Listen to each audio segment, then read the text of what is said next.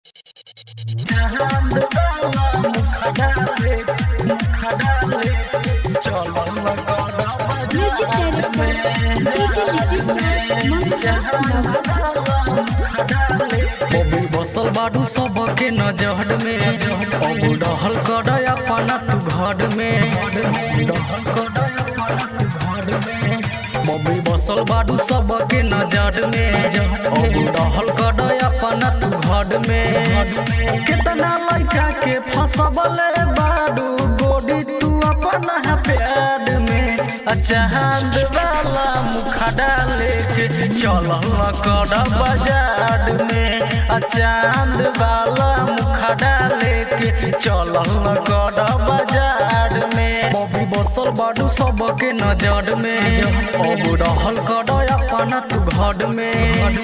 कितना लड़का के फसबले बाडू गोडी तू अपना प्यार में चांद वाला मुखड़ा लेके चलल कर बाजार में डीजे नीतीश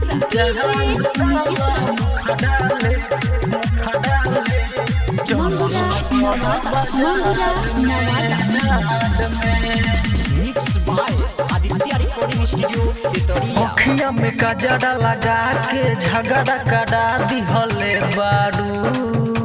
अलैका स्यान सब कोई के लड़ा दिहले बारू सब कोई के लड़ा दिहले बारू अखिया में कजरा लगा के झगड़ा करा दिहले बारू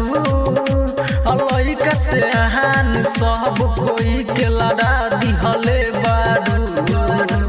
घर में हमेशा रहल कर निकले गोडी बेकार में चांद वाला मुखड़ा लेके चलल कर बाजार में चांद वाला मुखड़ा लेके चलल कर बाजार में डीजे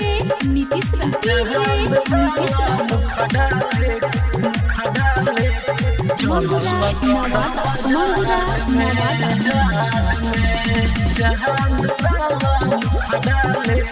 गली गली में चर्चा सुना तोहरे हरदम चलेला गाँव टोला के सहारा लइका पीछा तोहरे रहेला गली गली में चर्चा सुना तोहरे हरदम चलेला गाँव टोला के सादा लइका पीछा तोहरे रहेला